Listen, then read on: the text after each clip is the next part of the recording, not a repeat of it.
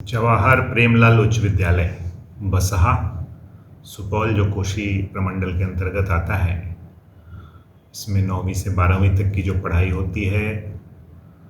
यहाँ 16 अप्रैल 2022 को जो कॉन्क्लेव हो रहा है, जिसमें अलग अलग क्षेत्र से शिक्षा के लिए बच्चों को प्रेरित करने हेतु मान्यवर आए हुए हैं, और सभी बच्चों का, उनके अभिभावकों का, आयोजकों का हार्दिक स्वागत और अभिनंदन करता हूँ। कोसी कमिश्नरी के पिछड़े क्षेत्र में शिक्षा का कार्य अगर तेज़ी से हमें ले जाना है तो गुणवत्तापूर्ण शिक्षण, विद्यार्थियों को ज़्यादा से ज़्यादा संख्या में शिक्षण से जोड़ना, अभिभावकों को यह महत्व समझ में आना चाहिए कि बिना शिक्षा के जीवन का विकास अच्छी तरह नहीं हो सकता। इस कॉन्क्लेव में इस विद्यालय के पूर्ववर्ती सफल छात्र भी संबोधित कर रहे हैं। इससे अभी जो बच्चे हैं, हमारी जो पीढ़ी है, जो भविष्य में देश के कर्णधार हैं, उनको काफ़ी कुछ सीखने को मिलेगा। पढ़ाई एक तरह की तपस्या है, तो मैं बच्चों से यही कहना चाहूँगा कि इसको कठिनाई से या डर के नहीं लेना है, आपको गंभीरता से ज़रूर लेना है, मगर इसको आप पढ़ाई में जब तक आनंद की अनुभूति नहीं करेंगे, आपको आनंद की प्राप्ति नहीं होगी, तब तक उससे पूरी तरह आप जुड़ नहीं पाएंगे। इसलिए बच्चों से और शिक्षकों से भी मेरा अनुरोध रहेगा कि आनंददायी वातावरण में, आजकल आनंददायक शिक्षण की बात होती है, जिसमें बच्चों का सर्वांगीण विकास हो। शिक्षा के साथ कुछ अन्य कलात्मक और ये गतिविधियाँ जो कला, संस्कृति, क्रीड़ा, खेल कूद, वाद विवाद, गोष्ठी, भाषण कला, वक्तृत्व कौशल, ये सब चीज़ों को भी हमें समाविष्ट करना चाहिए। कई बार देखा गया है कि ग्रामीण क्षेत्र के जो हमारे बच्चे हैं,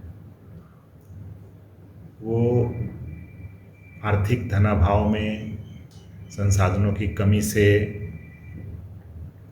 काफ़ी मुसीबत से गुजरते हैं और पढ़ाई बीच में छोड़नी पड़ती है, ड्रॉप आउट हो जाते हैं। माध्यमिक, उच्चतर माध्यमिक शिक्षण अच्छी तरह नहीं कर पाने से फिर उच्च शिक्षा में बाधा उत्पन्न होती है। ऐसे में जो अपना स्कूल है और इस तरह के अन्य संस्थान, इनकी भूमिका और महत्वपूर्ण हो जाती है, जहाँ बहुत ही कम संसाधन में भी सामान्य और निर्धन परिवार के बच्चों का शिक्षण हो पाता है। शिक्षकों का समर्पण, विद्यार्थियों की एकाग्रता, काम के प्रति निष्ठा, अध्ययन के प्रति एक जुनून अगर पैदा हो तो ये बच्चे निश्चित ही सफलता के परचम को लहराएंगे। आने वाले समय में देश दुनिया में कोसी का नाम रोशन होगा। एक समस्या माध्यम को लेकर भी आती है। कॉन्वेंट स्कूल वगैरह में जहाँ अंग्रेजी माध्यम में बच्चे सीखते हैं, गाँव में अभी भी सरकारी विद्यालयों में ज़्यादातर हम हिंदी और स्थानीय माध्यम में सीखते हैं। तो अगर ऐसे विद्यालयों में हम अंग्रेजी माध्यम की भी जानकारी दे रहे हैं, तो अंग्रेजी के प्रति जो एक भय का वातावरण ग्रामीण परिवेश में ज़्यादा जगह देखा जाता है, वो धीरे धीरे कम होता जाएगा। कम हो भी रहा है, यह एक अच्छी पहल है, क्योंकि आपको पता ही है कि अंग्रेजी के बिना आगे उच्च शिक्षण में राष्ट्रीय और अंतर्राष्ट्रीय स्तर पर कई बार हिंदी के मेधावी छात्र भी पिछड़ जाते हैं, छात्र छात्रा पिछड़ जाते हैं। तो हमें हिंदी के साथ साथ अंग्रेजी माध्यम पर भी ध्यान देना है। विज्ञान, गणित, इन विषयों का अपना महत्व है। जिनको भी डॉक्टर, इंजीनियर बनना है, वो बच्चे इस पर ज़्यादा ध्यान देंगे। आर्ट्स, कॉमर्स के लिए भी जिनमें रुझान है, तो ऐसा नहीं है कि उसमें आप अच्छा करियर नहीं बना सकते हैं, उसमें भी बना सकते हैं। एक आम धारणा है कि साइंस वाले में थोड़ा अच्छा करियर बनता है, मेहनत ज़्यादा करना पड़ता है। बहुत बच्चे मेहनत से जब जी चुराते हैं तो आर्ट्स की ओर भागते हैं। ऐसा नहीं है, आर्ट्स में भी काफ़ी मेधावी विद्यार्थी जाते हैं और अपनी छाप छोड़ते हैं जिस क्षेत्र में भी वो आगे जाते हैं। तो विषय कोई भी हो, आप अपनी रुचि से लेंगे, पूरे उत्साह से उसका अध्ययन करेंगे। किसी दूसरे के कहने पर कोई विषय ले लेना और वो काफ़ी कठिन हमें जानकारी प्रतीत हो रहा है तो वो नुकसान कर जाता है। ऐसा प्रश्न हम लोग के भी जीवन में आया था कि सिविल सर्विसेज IAS की तैयारी में कौन सा विषय लें। काफ़ी विषय रहते हैं, 50-60 तरह के विषय रहते हैं। तो वही हमने लिया जो हमारी रुचि का था और जिसके बारे में पहले से हमें कुछ जानकारी थी। एकदम से नए विषय को शुरू करना कई बार ज़्यादा चुनौतीपूर्ण हो जाता है।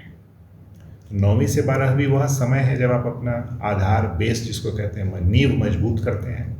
आप कल हो के किसी क्षेत्र में जाएं, इंजीनियरिंग, डॉक्टर, मैनेजमेंट, प्रशासन, बैंक, रेलवे, बायोटेक्नोलॉजी, अब तो दुनिया में तरह तरह के ऑप्शन हैं, कंप्यूटर। किसी भी क्षेत्र में जाने के लिए 9वीं से 12वीं का 4 साल सबसे महत्वपूर्ण है। इसी के दौरान आपकी मैट्रिक की परीक्षा होगी 10वीं की। उससे आपको जानकारी मिल पाएगी कि आप स्पर्धा में, प्रतियोगिता में कहाँ पर हैं, राज्य स्तर के रिजल्ट में आप कैसा कर पाते हैं, जिले के और अपने प्रदेश के विद्यार्थियों में आपकी क्या रैंकिंग है, किस विषय में आप अच्छा ज़्यादा कर पा रहे हैं, कहाँ अभी और मेहनत करने की ज़रूरत है। यह 10वीं के परिणाम से बहुत हद तक सामने आ जाता है। उसके बाद फिर 12वीं, जिसमें हम कुछ कम विषयों का चयन करते हैं। कोई साइंस ले लेता है, physics, chemistry, math, biology, English Hindi qualifying रहते हैं। कोई आर्ट्स ले लेते हैं, social science, history, civics, geography. कोई कॉमर्स ले लेते हैं जिनको उसमें रुचि है, व्यापार वाणिज्य के विषयों में। तो जो भी आप करेंगे वो 10वीं के बाद आप चयन कर पाएंगे, साइंस, आर्ट्स, कॉमर्स। तो उसको आप पूरे दिल से करें, ध्यान से करें। मुझे पूरा विश्वास है कि एक बार आप अपने लक्ष्य को अगर निश्चित कर लेते हैं और अपनी सारी ऊर्जा, सकारात्मक ऊर्जा उसमें झोंक देते हैं तो कोई भी लक्ष्य तक पहुंचना, कोई भी उपलब्धि हासिल करना बहुत कठिन नहीं रह जाएगा। तो आप उठें, अपनी शक्ति को जागृत करें, शिक्षकों से संवाद करें, अच्छे विद्यार्थियों का समूह बनाएं, आपस में विचार विमर्श करें, जिसको ग्रुप डिस्कशन कहते हैं। इससे भी ज्ञान के बारे में नए नए पहलू सामने आते हैं। अच्छे समाचार पत्र का अध्ययन करें। अच्छी प्रतियोगिता परीक्षाओं की भी तैयारी जब आप 12th के बाद करते हैं तो उसके लिए भी अच्छी पुस्तकों का चयन आवश्यक है। अपने स्वास्थ्य पर भी ध्यान दें, क्योंकि जब तक शरीर स्वस्थ नहीं रहेगा, बार बार बीमार होंगे या कोई समस्या होगी तो पढ़ाई में बाधा उत्पन्न होती है। स्वास्थ्य तंदुरुस्ती 1000 नियामत जो हमारे बुजुर्गों ने कहा है। थोड़ा व्यायाम करें, खेलें। कुछ रुचि के भी विषय होते हैं अपना, किसी को गायन, नृत्य, वादन, खेल कूद में रुचि है तो वैसा भी उसको भी करते रहना चाहिए। नहीं तो बहुत नीरस हो जाता है और लगातार पढ़ना भी बड़ा मुश्किल हो जाता है, कई बार संभव नहीं हो पाता है। तो मुझे पूरा विश्वास है कि जो बच्चे आज यहाँ उपस्थित हैं या जो इस कार्यक्रम को देख रहे हैं लाइव, और उनके घर के लोग शिक्षा के महत्व को समझते हुए, कोई भी बच्चा स्कूल से बाहर ना रहे, सभी का माध्यमिक, उच्चतर माध्यमिक शिक्षण व्यवस्थित रूप से हो, आगे उच्च शिक्षण की दिशा में अग्रसर हों, यही मैं कामना करता हूँ। यहाँ आए हुए सभी मान्यवरों का, सभी बुद्धिजीवियों का मैं हार्दिक स्वागत करता हूँ। और कोसी के विद्यार्थी शिक्षा के क्षेत्र में अपने करियर में नए नए कीर्तिमान स्थापित करें, ऐसी ईश्वर के चरणों में प्रार्थना करता हूँ। आप सभी को बहुत बहुत शुभकामनाएं। धन्यवाद।